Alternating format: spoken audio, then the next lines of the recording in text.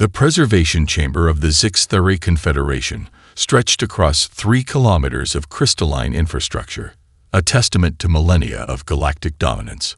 Holographic displays cascaded around Commander Krulax, each projection a living archive of conquered civilizations, minus 2,147 planetary systems reduced to client states or cosmic dust. His 6-limbed form shifted uncomfortably in the command exoskeleton, a nervous reaction that betrayed centuries of accumulated tension. The latest intelligence reports on humanity flickered before him. A species so primitive, so fractured, that their inclusion in the upcoming conquest seemed almost an administrative formality. Archival curator Zelen, a data specialist with nearly 5 centuries of service, approached with measured steps. Her neural implants hummed softly, processing terabytes of human historical data in microseconds. "Commander," she began, her voice a precise modulation of professional concern, "the psychological profile of the human species presents anomalies." Krulax's secondary respiratory sacs expanded in a gesture of dismissive amusement. "Anomalies. We have conquered civilizations with technologies beyond human comprehension. Their nuclear arsenals are children's toys. Their space exploration amounts to primitive metal containers drifting between dead rocks." But Zelen persisted. Her holographic display began reconstructing key moments of human history, seemingly random data points that defied conventional predictive models. The rise of civilizations from near extinction. Technological leaps occurring in compressed timeframes. Adaptations that violated every known sociological projection. "Look here," she highlighted a series of historical moments. The Industrial Revolution. The rapid technological progression between 1940 and 1970. The digital transformation of the early 21st century. Each of these periods demonstrates a capacity for unprecedented acceleration that our predictive models cannot fully explain. Krulax's mandibles clicked with irritation. The Confederation's intelligence was built on mathematical certainty. Billions of computational nodes processed invasion scenarios with near-absolute precision. Humanity was a statistical inevitability, another conquest, another footnote in the grand tapestry of Zixtheri expansion. Yet, Zelen's presentation continued. Human warfare documentaries played in rapid succession, conflicts that demonstrated not technological superiority, but a terrifying capacity for innovation under pressure. World wars, proxy conflicts, technological arms races that transformed entire planetary capabilities in decades rather than centuries. The human capacity for collective problem-solving defies our standard invasion protocols, Zelen noted. Her voice remained clinical, but something akin to professional respect leaked through her professional tone. The preservation chamber grew silent.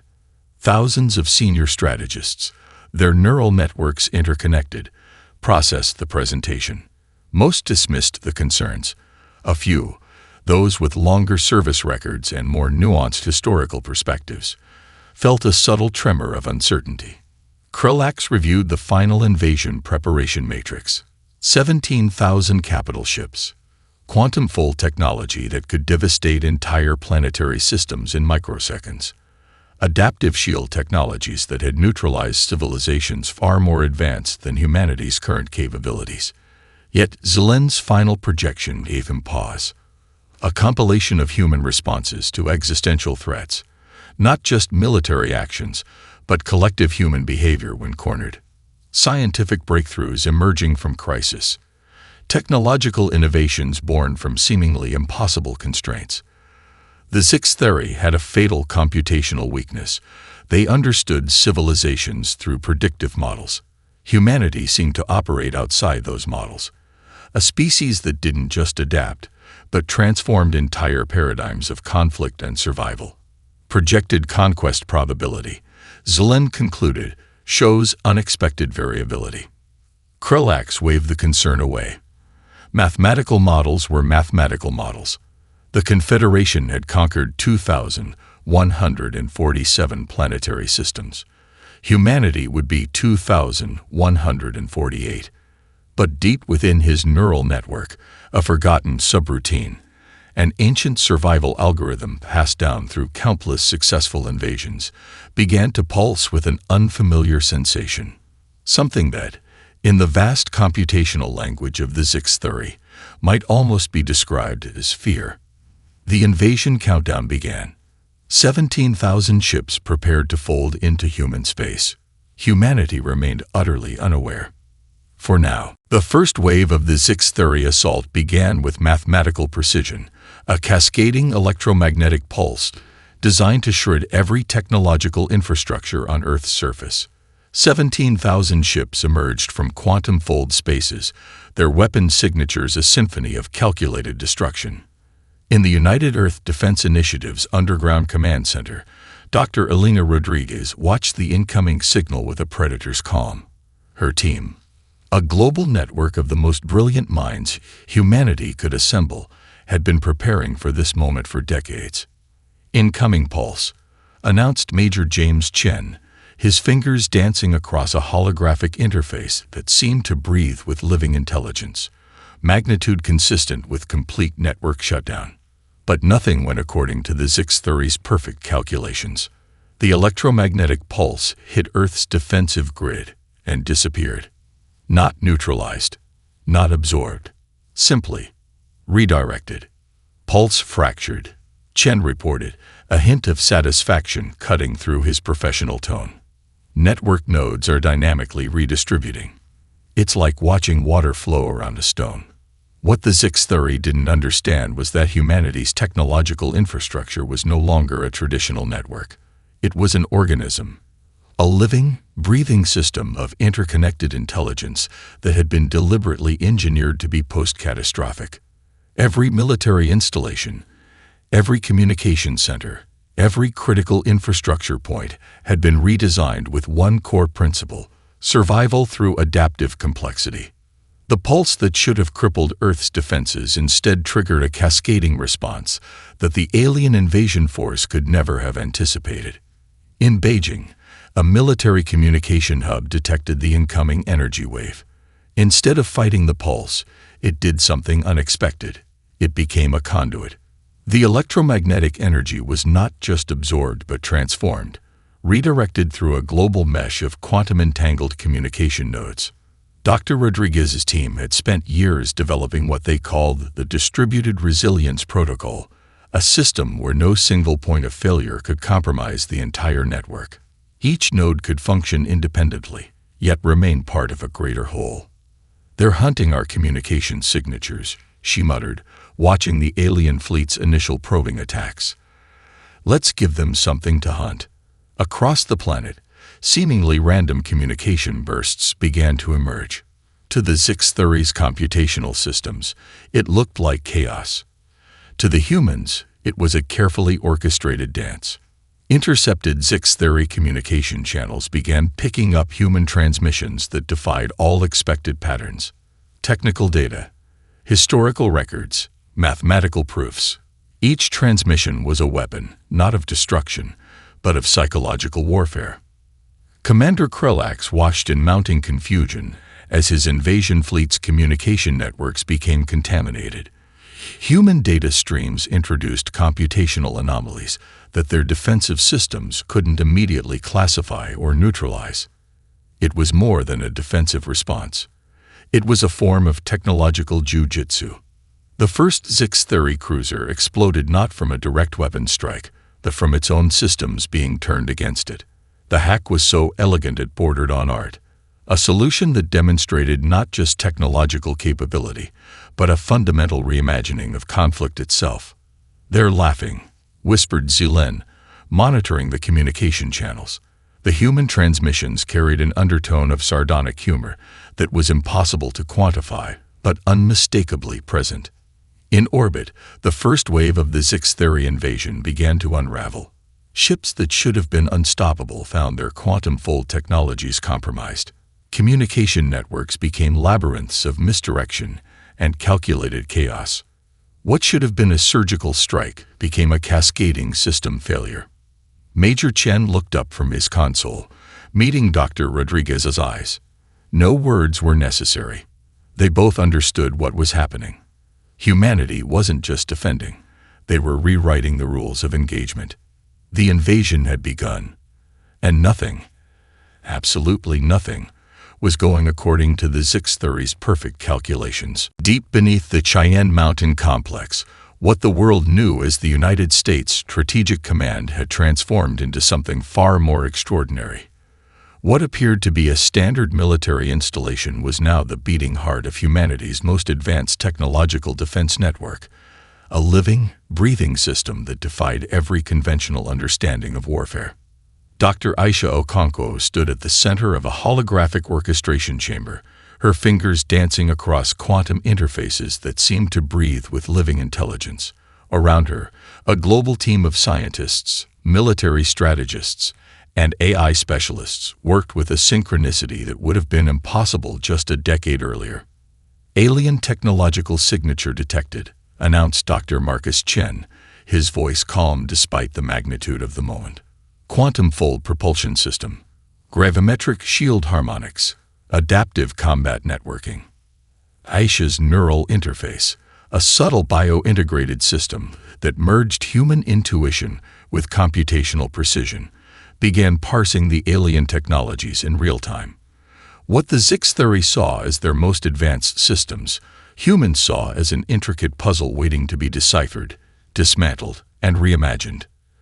"We're not just defending," she muttered, more to herself than to her team. "We're learning." Underground fabrication centers across the globe sprang to life. What were once considered experimental facilities became adaptive manufacturing zones that could transform theoretical designs into functional prototypes in hours rather than years. Machine learning algorithms developed by a global consortium of researchers began analyzing captured alien technology at a pace that would have been considered impossible by previous scientific standards. In Tokyo, a research team led by Dr. Hiroshi Yamamoto had already begun developing countermeasures to the alien shield technologies. Their approach was revolutionary. Instead of trying to overcome the shields, they were learning to manipulate the fundamental quantum principles that made them function. "It's not about breaking through," Yamamoto explained to his team. "It's about understanding the language of their technology and speaking it better than they do." Across the planet, what appeared to be isolated defense systems were actually nodes in a global adaptive technological organism. Every communication network, every research facility, every military installation was now part of a collective intelligence that learned and adapted in real time. Major James Chen watched the global response with a sense of profound amazement. The invasion that was supposed to destroy humanity was instead providing humanity with its most significant technological leap in history. AI systems developed through decades of careful ethical research now showed their true potential.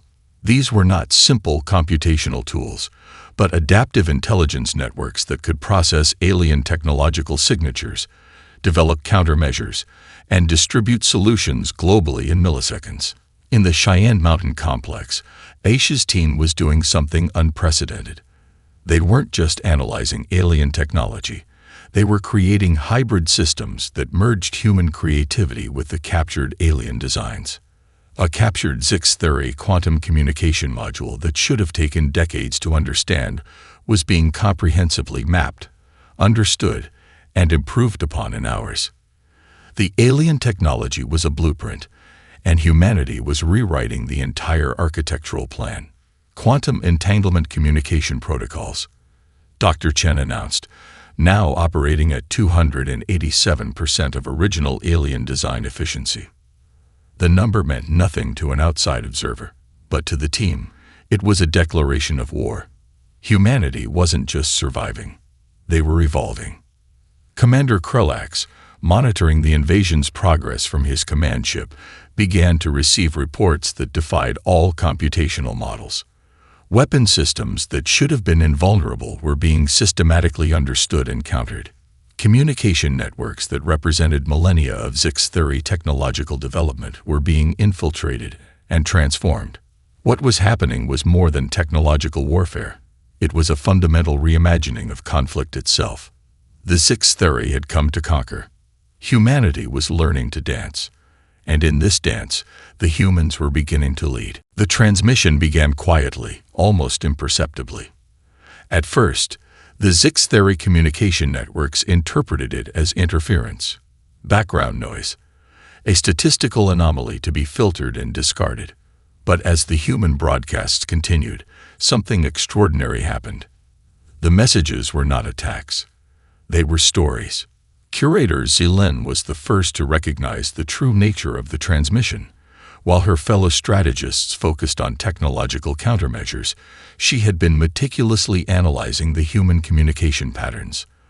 What she discovered went far beyond simple defensive communication. Humanity was waging a war of narrative.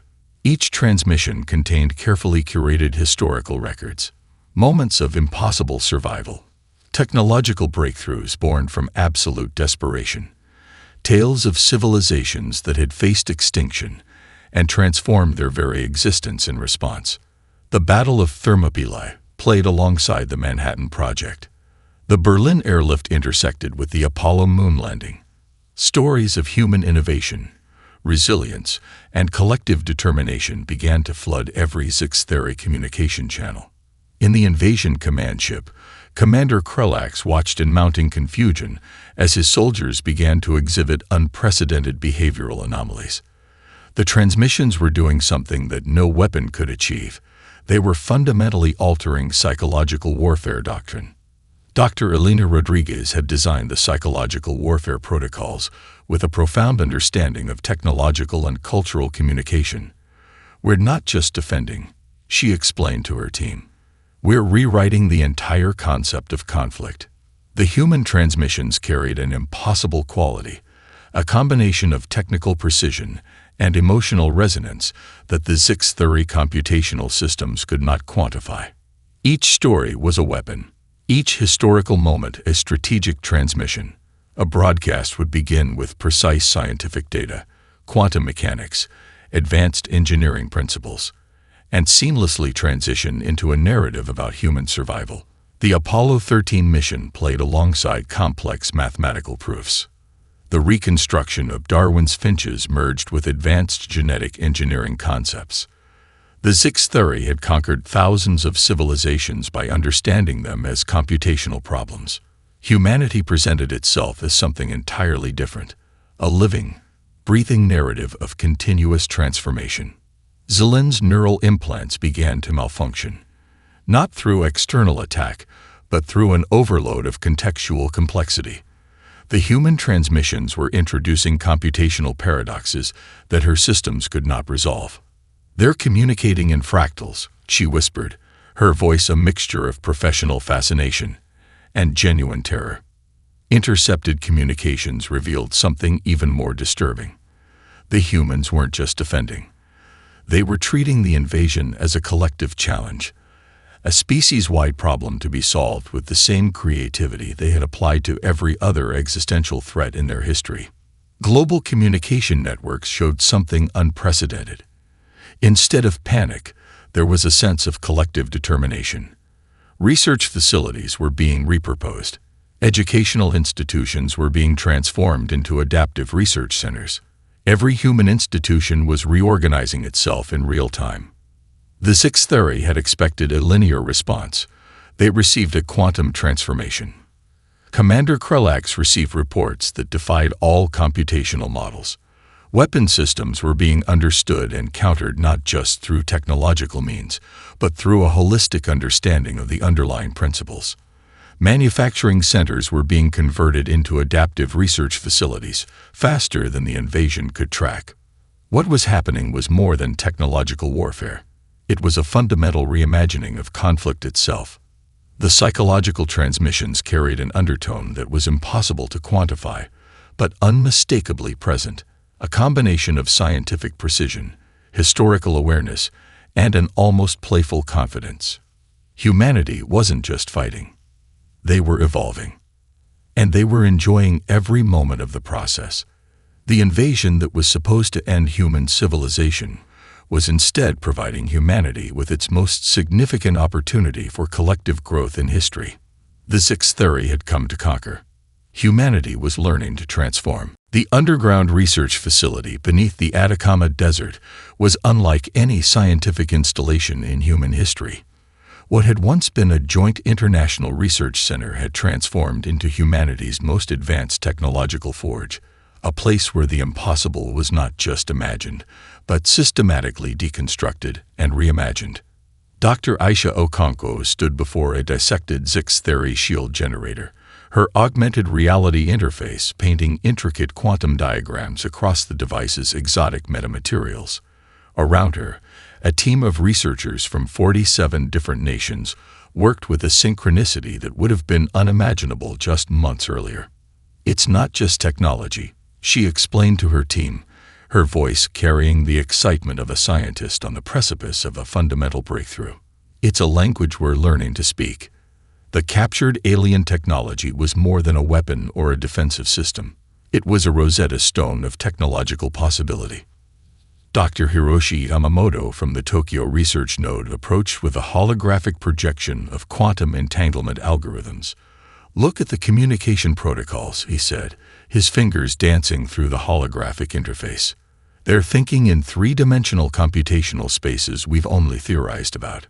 What the Zix-Theory saw as their most advanced technologies were being comprehensively mapped, understood, and improved upon in weeks rather than decades.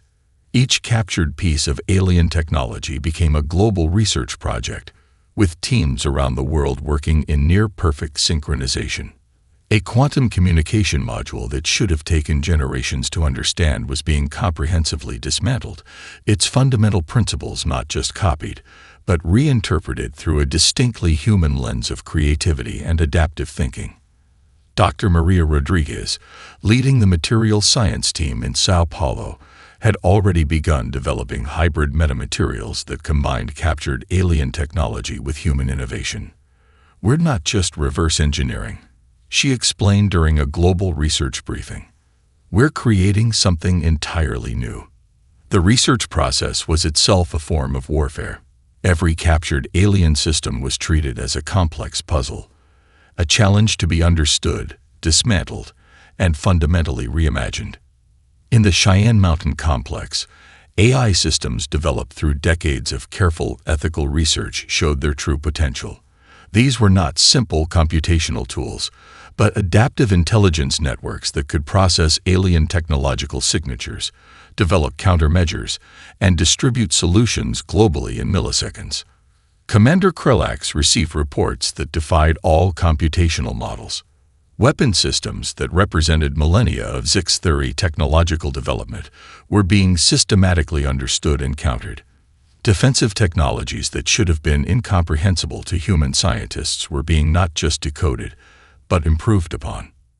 Zilin, the Zix-Theory archival curator, watched in mounting horror as human research teams demonstrated a capacity for technological adaptation that violated every known principle of scientific progression.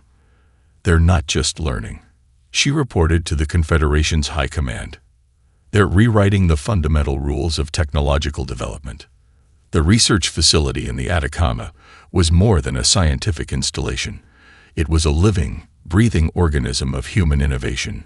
Manufacturing systems could transform theoretical designs into functional prototypes in hours.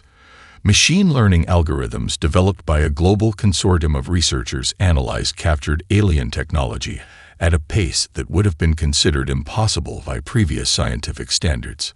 What was happening went far beyond simple reverse engineering. Humanity was engaged in a process of technological translation, taking alien systems and reinterpreting them through a lens of human creativity, ethical consideration, and adaptive thinking. A captured gravimetric shield generator became a study in quantum mechanics, an alien faster-than-light communication system, transformed into a research project about the fundamental nature of information transfer. Each piece of technology was a story waiting to be understood, a language waiting to be translated. Dr. Okonkwo looked up from her work, meeting the eyes of her global team. "We're not just defending," she said, a smile playing at the corners of her mouth. "We're learning to speak a new technological language." The Zix-Theory had come to conquer. Humanity was learning to create. And in this creation, they were discovering something far more powerful than any weapon: the true potential of collective human imagination. The first human counteroffensive began not with a weapon, but with a mathematical equation. Deep within the United Earth Strategic Command, Major James Chen stood before a holographic display that pulsed with a living intelligence far beyond traditional military mapping. What appeared to be a strategic projection was actually a quantum computational network that redefined the very concept of military engagement. "We're not going to fight their war," Chen explained to his international team. "We're going to rewrite the entire concept of conflict." Faster-than-light communication technologies, developed in secret over decades, now showed their true potential. These were not simple communication systems, but adaptive neural networks that could predict, manipulate, and transform strategic landscapes in real time. The human counteroffensive was a symphony of unprecedented complexity. Multiple autonomous strike teams, each operating with near-complete independence, but linked by an adaptive global intelligence, began to move with a fluidity that defied traditional military doctrine. Dr. Elena Rodriguez, coordinating from the Global Strategic Center, watched as human teams began systematically dismantling the Sixth Thuri's interstellar infrastructure. But this was more than simple destruction. Each targeted strike was a precise surgical intervention designed to reveal, understand, and ultimately transform the alien civilization's fundamental systems. A communication relay in the Sixth Thuri outer colonies would be neutralized not through direct destruction, but by introducing computational anomalies that would slowly unravel the entire network's structural integrity. A resource extraction system would find its quantum communication protocols subtly rewritten, transforming a military asset into a cascading system failure. Commander Krellax received reports that defied all computational models. Human strike teams moved with a precision and adaptability that suggested something far more complex than traditional military engagement. They weren't just attacking, they were systematically deconstructing the very foundations of Sixth Thuri technological infrastructure. The autonomous strike teams were themselves a revolution in military strategy. Each team was a living, breathing unit of human innovation. Scientists, strategists, and adaptive AI systems working in perfect synchronization. They could make strategic decisions faster than any centralized command structure, adapting to changing circumstances with a speed that seemed almost prescient. In the research facilities that supported these teams, scientists were developing technologies that blurred the line between military engagement and scientific exploration. Captured alien systems were not just studied but transformed into entirely new technological paradigms. Zilin, watching from the Sixth Thuri command ship, began to understand the true nature of human warfare. It wasn't about destruction. It was about transformation. Each human strike was a carefully choreographed dance of technological and strategic innovation. The communication relay would be neutralized not through brute force, but by introducing computational paradoxes that would slowly unravel the entire system's structural integrity. A resource extraction system would find its quantum communication protocols subtly rewritten, turning a military asset into a cascading system failure. The global network that supported these strike teams was itself a marvel of human innovation. Adaptive AI systems could process strategic scenarios in milliseconds, developing and discarding potential approaches with a creativity that defied traditional military planning. Every captured piece of alien technology became both a weapon and a research opportunity. Major Chen's interface showed something unprecedented, a strategic projection that was less a traditional map and more a living, breathing computational ecosystem. Strike teams moved with a fluidity that suggested they were part of a larger adaptive intelligence. "We're not fighting a war," Chen muttered, more to himself than to his team. "We're conducting a species-wide research project." The Sixth Thuri had come expecting a simple conquest. Humanity was rewriting the entire concept of conflict. Strategic targets became research opportunities. Military engagement transformed into a global, collaborative problem-solving exercise. Each captured alien system was a puzzle to be understood, a language to be translated. Commander Krulax watched in mounting horror as human teams demonstrated a capacity for adaptive warfare that violated every known principle of military engagement. The invasion that was supposed to end human civilization was instead providing humanity with its most significant opportunity for collective growth in history. The Zix theory had come to conquer. Humanity was learning to transform. The systematic dismantling of the Zix theory confederation began with a single quantum entanglement point, a communication relay that seemed, to the alien civilization, to be the most secure transmission node in their entire interstellar network. Zelen watched in growing horror as the human attack unfolded. It was not a conventional assault. It was a symphonic deconstruction that defied every known principle of warfare. The attack came in layers, computational waves that were part mathematical proof, part technological virus, part unprecedented form of communication. Each layer peeled back another aspect of the Zix theory's supposedly impenetrable systems, revealing vulnerabilities that had remained hidden for millennia. Commander Krulax received reports that seemed to emerge from some impossible realm between technological failure and metaphysical transformation.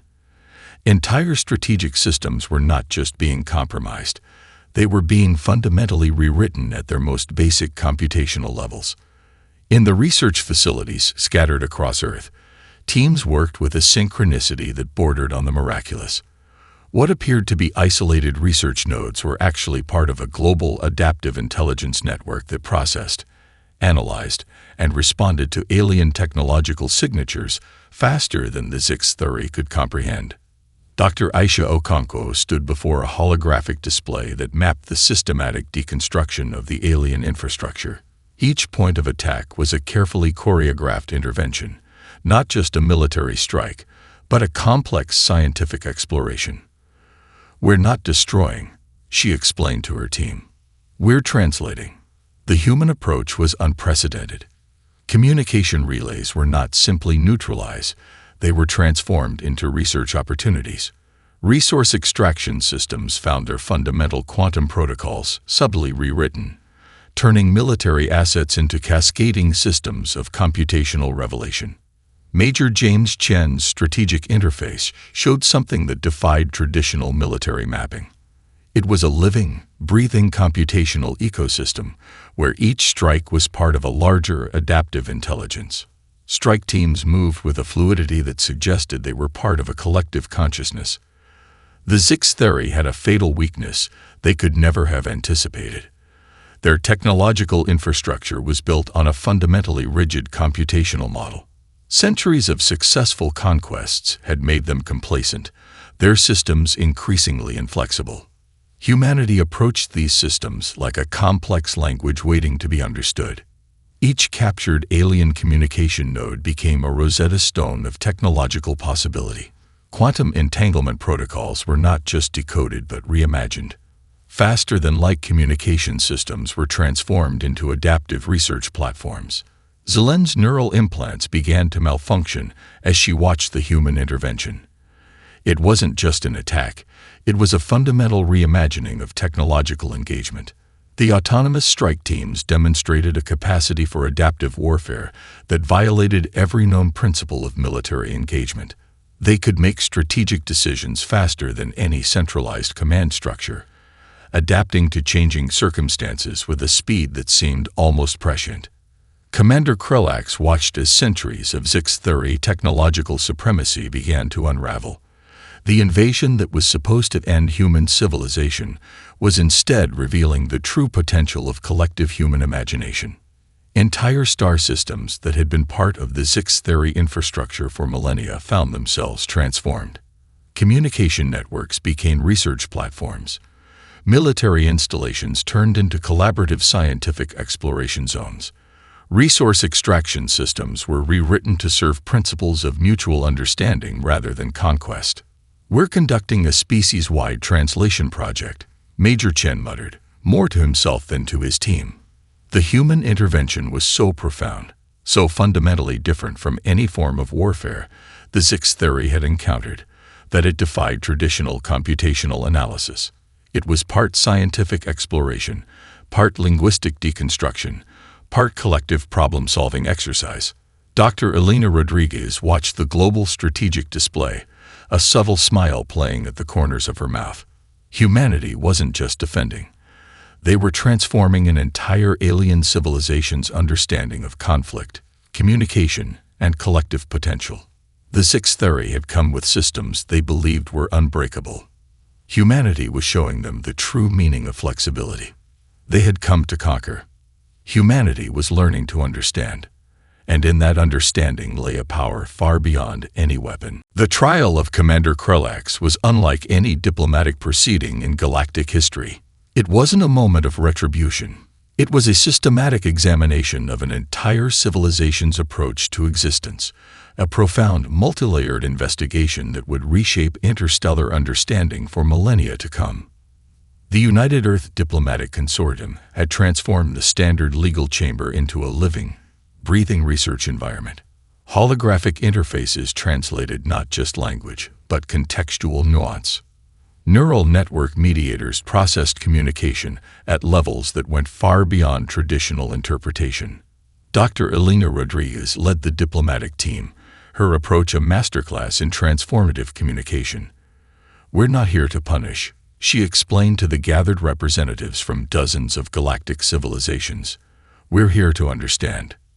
Commander Krulax sat, or rather was suspended, in a carefully designed interface that respected Sixth Theory physiological needs while providing complete transparency.